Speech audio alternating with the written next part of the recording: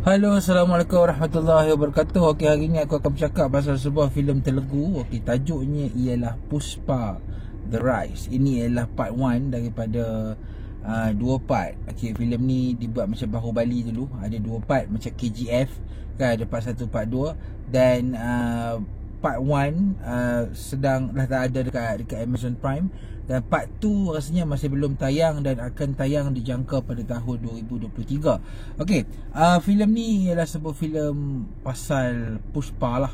Okey, tapi sebelum kita bercakap lanjut pasal Puspa The Rise, okey, kita intro dulu.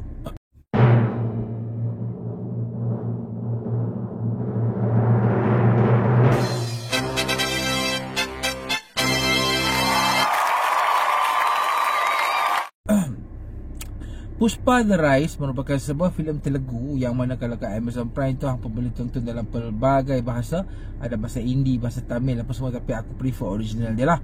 Okey, kisah Puspa ni berkisar pasal seorang kuli lah. Okey, pekerja, asalnya kerjanya ialah bekerja dengan toke, menyeludup satu kayu yang sangat-sangat berharga yang dikenali sebagai sandalwood. Aku pun tak berapa nak faham lah sandalwood ni apa dia, okey, dalam bahasa Melayu, sebab kalau siapa-siapa yang tahu bagi tahu.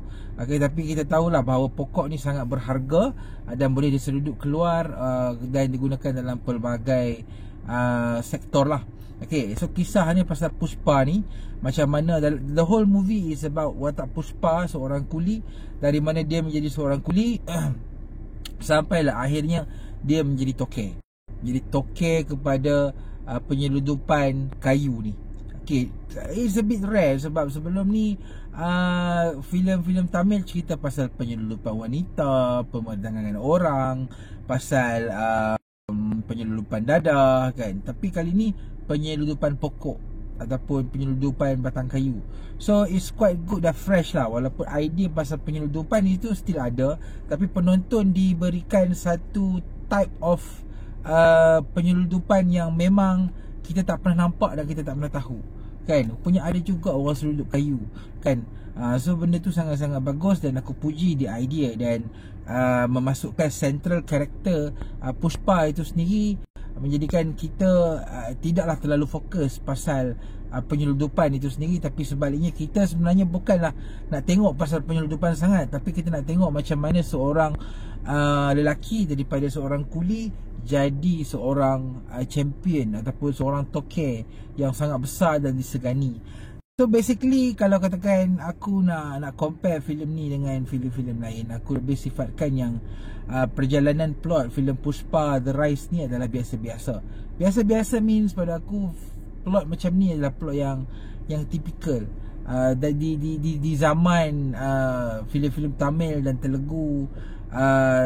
Dah ada tradisi membahagikan filem kepada part 1 and part 2. So the format, aku rasa Puspa The Rise part 1 ni lebih kurang sama sahaja dengan format filem macam KGF, filem macam Bahubali.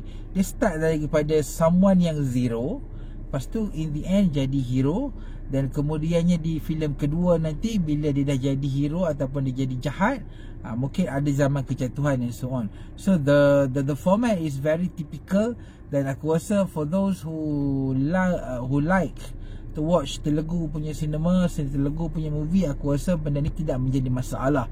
Aku still enjoy Puspa, cuma aku tak dapat nak cari kehebatan yang lebih gah dari segi dia punya plot, sebab penceritaan dia macam biasa, klise. Tapi bagi peminat Telugu, peminat filem-filem Telugu, I think that the plot is not something yang kita nak perlu komen sangat lah, sebab kita tahu itu ialah format macam mana diorang nak buat, nak attract audience supaya in the end penonton akan pergi berpusu-pusu untuk layan part 2 pada tahun 2023 nanti. Okay, so untuk filem ni, one of the things yang aku suka sangat-sangat lah ialah dia punya visual. Visual dia memang sangat-sangat terbaik. Pada aku visual filem ni, style filem ni adalah style yang typical. Macam kita biasa tengok filem-filem Tamil atau Telugu yang lain, a lots of slow motion, a lots of ganas yang boleh dikatakan melawan gravity and so on. Tapi still dose dia tu masih relevant lah kan. Dan selebihnya adalah, pada aku benda yang paling aku suka ialah dia punya visual. Visual means the way dia capture the moment. Pada aku visual ni sangat-sangat fresh, cantik, cun, dan aku rasa itu adalah bahagian yang cukup bagus untuk menjadikan Pushpa The Rise ni sebuah filem yang nampak berkualiti tinggi. Cuma kalau nak kata benda yang aku kurang suka pasal Pushpa The Rise ni, maybe bahagian yang aku rasakan ni ialah bahagian love story.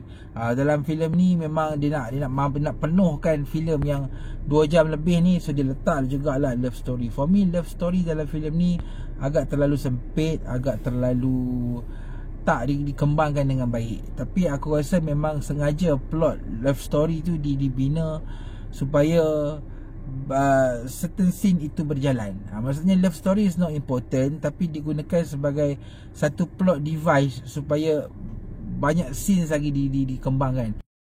So dia macam ni lah, senang cakap. Kalau tidak ada plot love story dalam filem ni, maka filem ni akan jadi pendek dan tidak mampu untuk jadi sampai 2 filem.